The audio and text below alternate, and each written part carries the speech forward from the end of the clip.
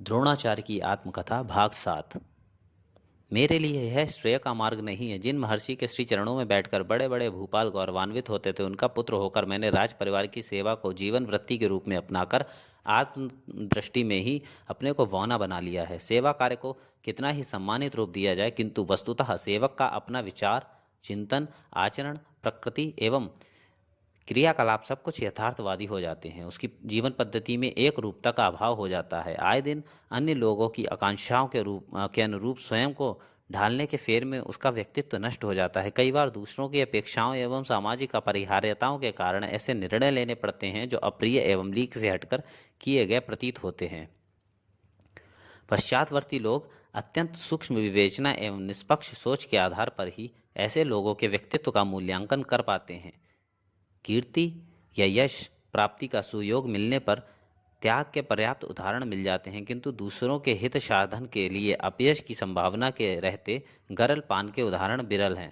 मुझे भले ही सारा संसार कुरुवंश के राजकुमारों के गुरु के रूप में जानता है, किंतु वस्तुतः मैं राजवंश की जीविका पर आश्रित हूँ। मेरे परामर्श का मूल्य राज परिवार के सदस्यों की दृष्टि में किसी भौतिक उपकरण के उपयोग के तुल्य है।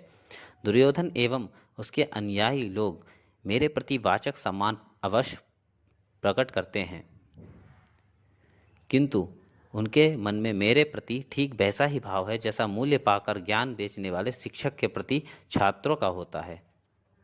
कौरव ही क्यों, पांडव भी मेरे प्रति कौन सा सम्मान प्रदर्शित करते हैं। मेरी उभय निष्ठता दोनों की दृष्टि में मुझे संदिग्ध बनाए रखती है। जिस अर्जुन को सर्वश्रेष्ठ सिद्ध करने के लिए मैंने अहर्निश अनवरत परिश्रम किया, साथ ही शैक्षिक मर्यादा के सर्वथा प्रतिकूल किसी प्रतिद्वंदी को उभरने का अवसर ही नहीं आने दिया, वह अर्जुन भी सामने अनायास आ जाने पर प्रणाम की औपचारिकता के अतिरिक्त कभी मेरा स्मरण तक नहीं करता। अब तक के अनेक प्रसंग इस तथ्य के साक्षी हैं, कभी भी किसी प्रकरण में मुझसे औपचारिक परामर्श की भी आवश्यकता उन्हें अनुभव नहीं हुई। इससे स्पष्ट है कि वे मुझे राजनीतिक विमर्श के योग्य नहीं मानते। तकनीकी रूप से किसी के कौशल का लाभ उठाना एक अलग बात है, किसी का शिष्य होना इससे सर्वथा पृथक बात है। शिष्य में श्रद्धा का भाव होना अनिवार्य है। इसके बिना सारा कार्य व्यापार दंभ के अतिरिक्त और कुछ नहीं है। श्रद्धावान एक शिष्य सहस्त्रों इस प्रकार के शिष्यों से कहीं श्रेष्ठ है। मैं इसी प्रकार बैठा न जाने कब तक सोचता रहता। इसी बीच एक परिचारक ने आकर निवेदन किया कि महाराज धृतराष्ट्र ने आपको याद किया है। परिचारक से बुलाए जाने की सूचना पाकर मैं दरबार की ओर चल दिया। वहां पहुंचने पर मैंने अन्य प्रमुख राजपुरुषों, सैन्याधिकारियों सहित देवव्रत भीष्म को भी बैठा पाया। सारे लोग किसी गंभीर विषय पर विचार विमर्श करते प्रतीत हो रहे थे। मैं भी भीष्म के समीप जाकर बैठ गया। उन्होंने मुझे देखते ही सारी बातें विस्तार से बताईं। तब मुझे अनायास बुलाए जाने का कारण ज्ञात हुआ।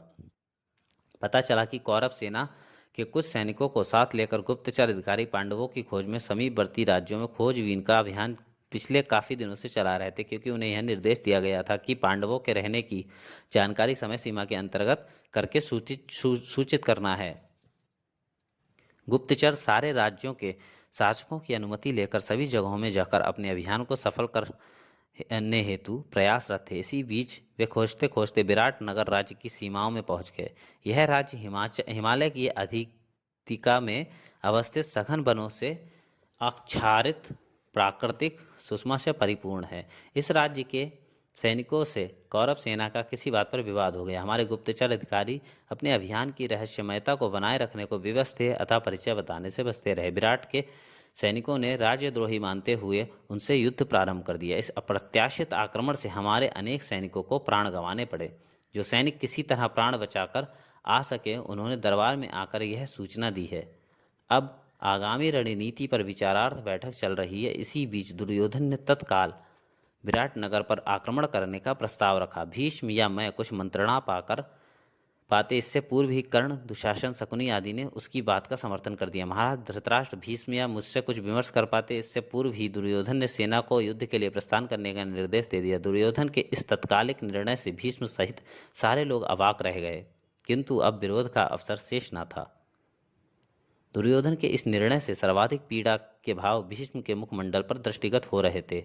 उनकी मुख मुद्रा देखकर ऐसा आभास हो रहा था जैसे कोई गंभीर रहस्य अनावृत हो गया, पर अब कुछ करना या सेना को प्रस्थान से रोकना संभव ना था। मैंने उसके मुख पर उदासी की गहरी रेखाओं को देखकर पूछ दिया, गांगे आप युद्ध के समाचार से इतने आहत क्यों हो रहे हैं? आप जैसे अप्रतिम योद्धा के लिए यह शोभा नहीं देता। भीष्म कुछ गंभीर होकर कहने लगे, आचार्य द्रोण, अपनी उदासी का कारण आपसे क्या छिपाऊं? अपने परिवार को निरंतर निरंतर संघर्ष की ओर बढ़ते देखकर मैं अनिर्णय की स्थिति से आक्रांत होता जाता हूँ। एक ओर धृतराष्ट्र के पुत्र हैं तो दूसरी ओर पांडु के पुत्र। इसी राज दरबार द्वारा पांडवों को वनवास दिया गया, उसी के अनुरूप वे इस समय छिपकर अपना समय व्यतीत कर रहे हैं। मुझे ऐसा प्रतीत होता है कि दुर्योधन ने अपने गुप्तचरों से उनके निवास का पता जान लिया है, अतः सैनिकों की हत्या के बहाने यह विराट नगर के छोटे से राज्य पर आक्रमण करके पांडवों को वंचित करने का तार्किक उपाय खोज रहा है। अन्यथा राजा विराट से युद्ध करने का क्या औचित्य हो सकता है? विराट इस साम्राज्य के प्रशंसक राजाओं में से हैं, उनसे हमारे काफ़ी समय से अच्छे राजनयिक संबंध हैं। दुर्योधन इतना मूर्ख नहीं कि किसी राज्य से बिना पर्याप्त कारण के युद्ध प्रारंभ कर दे। जैसी संभावना है, यदि पांडव वहां हुए तो निश्चय ही विराट की ओर से युद्ध में अवश्य आएंगे एवं समय से पूर्व ही उनका अभिज्ञान हो जाएगा। उस स्थिति में कौरवों को पुनः उन्हें वापस भेजने का एक उचित बहाना मिल जाएगा।